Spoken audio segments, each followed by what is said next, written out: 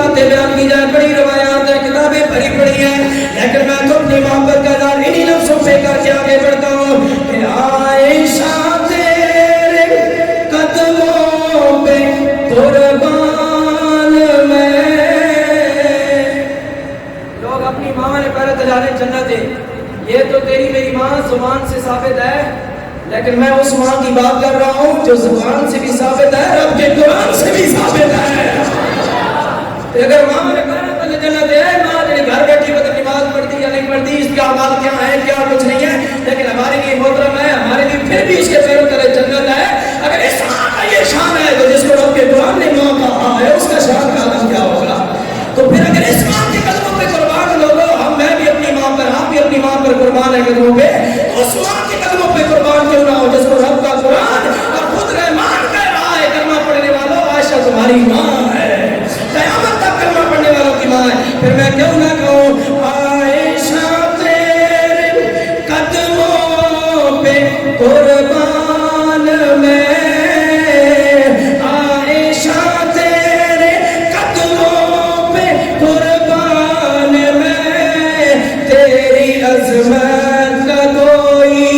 کنارہ نہیں، عائشہ تیرے قدموں پہ قربان میں، تیری عظمت کا کوئی کنارہ نہیں، عائشہ تیرا درجہ او کس سے بیان، عائشہ تیرا درجہ او کس سے بیان، تجھ کو حق نے بنایا ہے امت کی ماں، عائشہ تیرا درجہ ہو کیسے بیان، تجھ کو حق نے بنایا ہے امت کی ماں، تجھ سے پیارے محمد نے فرما دیا، تجھ سے پیارے محمد نے فرما دیا، جو تمہارا نہیں وہ ہمارا نہیں۔ حضور نے گالی مکا دی تھی، میں جو عائشہ کو بھونکتا ہے، عائشہ تو صدیقہ رضی اللہ تعالیٰ عنہا کی صداقت پر شک کرتا ہے، جو عائشہ کے باپ صدیق اکبر کی صداقت پر شک کرتا ہے، وہ کالا کبوتر ہو سکتا ہے، وہ صاحب مومن اور ایمان نہیں ہو سکتا، کیونکہ عائشہ کی طہارت خود رب ذوالجلال نے بیان کی ہے، اور جو ادھر انگلی اٹھائے گا وہ رب پہ انگلی اٹھا رہا ہے، جو عائشہ پر انگلی اٹھائے گا وہ کس پر انگلی اٹھا رہا ہے؟ رب پر، کیونکہ اللہ نے فرما دیا، فرمایا وَلَوْلَا إِذْ سَمِعْتُمُوهُ قُلْتُم مَّا يَكُونُ لَنَا أَن نَّتَكَلَّمَ بِهَٰذَا سُبْحَانَكَ هَٰذَا بُهْتَانٌ عَظِيمٌ۔ حضرت عمر کی بات اتنی پسند ہے رب کو، رب نے فرمایا لوگوں یہی بات قرآن بنا دو،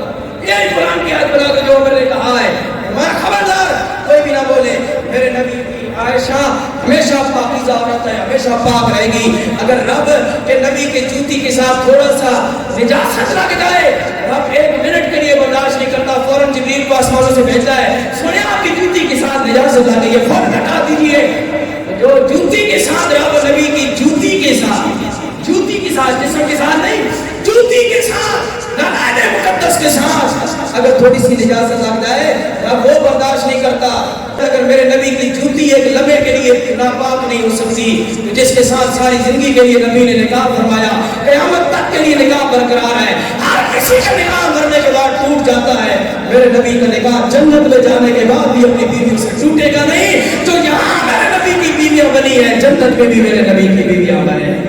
ان پر ان کی طہارت و عصمت اور عزت و عظمت پر کیسے شک ہو سکتا ہے؟ اللہ ہمیں عائشہ صدیقہ ام المؤمنین کی عظمت کو سمجھنے کی توفیق عطا فرمائے۔ وآخر دعوانا الحمدللہ رب العالمین۔